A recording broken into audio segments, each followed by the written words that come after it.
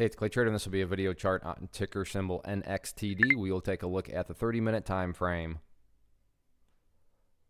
Real quick, what do I mean by 30-minute in case maybe you're new to charts? Instead of each one of these candlesticks here representing 1 day's worth of price action, which is what you would normally see, each one represents 30 minutes. So while this here may look like several days worth of time, it's actually just today's price action broken down into 30-minute time slices. I like to this time frame. I think it does a good job of telling the quote-unquote story of the price, and then makes mapping out levels of support and resistance a bit easier to see. I did this analysis yesterday, so that's where these green and red line annotations are coming from, but definitely want to get things updated today, not to state the obvious, but an absolutely monster move, not only from a price action perspective, but you look down here at the volume, and just by far volume-wise, biggest volume this chart has had maybe ever, but I guess I don't know if that's a factor or not. Point being, a whole lot of volume.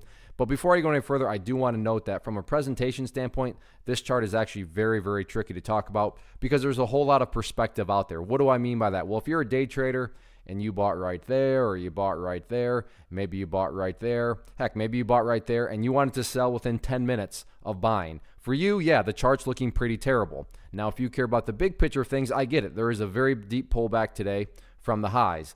But from the big picture, looking at multiple days, the bulls do still have an opportunity to build a higher base. And when you have higher bases being built over longer periods of time, that's how long-term uptrends are constructed. I'm going to be talking about things from a big picture perspective. So if I sound crazy calling something bullish, my guess would be you just had a different strategy and kind of outlook going into the trade itself. Before anything else, though, I do want to do a little house cleaning. Get rid of those lines there. Yeah, they pertain. They're just not totally relevant right now. And I just want to try to keep this chart as clean as possible and not risk causing any clutter, because clutter that leads to confusion because there's lines all over the place. The first update that needs to be done comes from a foundational principle in charting, which states when levels of resistance are broken and closed above, you want to see them act as support. So for those of you that did watch yesterday's video, hopefully you remember me talking about this 365 area, give or take, as resistance, but now that the price is above it, this would be the area that you want to see act as support. And this also just kind of makes the whole big picture thing a little bit more, hopefully, clear in terms of why I can say the bulls are in control. Because let's say the price actually comes down here and then flirts around this area before starting to work its way back up.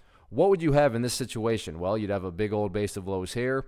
You'd have that consolidation base right there. You'd have these consolidation bases right there. If you picture each one of these as stair steps, the overall stair steps would still be going in the upwards direction. Again, I 100% realize that if you're a day trader and you bought up there, you couldn't care less about these stair steps. But that's where I try to kind of offer up a warning and as a disclosure that I would be talking about things and making comments on things from definitely more of a broader term scope of, as far as the overall picture is concerned. So yes, the chart is bullish, but there is that asterisk by it because if you're a day trader and depending on where you bought, maybe you totally would disagree with that. But assuming you care about the grand scope of it all, the bulls do still have an opportunity to build a higher stair step. So we'll see if they can get that job done tomorrow or not.